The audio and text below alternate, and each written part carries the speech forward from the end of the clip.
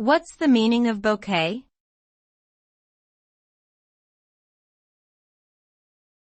Bouquet.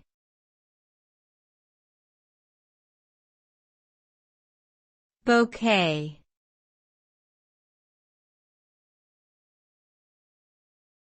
Bouquet.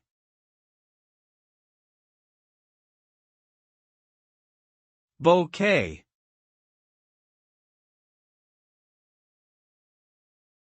The word bouquet refers to a carefully arranged grouping of flowers, typically designed for visual appeal and often given as a gift. A bouquet can be made up of a variety of different types of flowers or plants and may include additional decorative elements such as ribbons or greenery. The result of a well-crafted bouquet is a visually stunning display of nature's beauty that can brighten any room or occasion.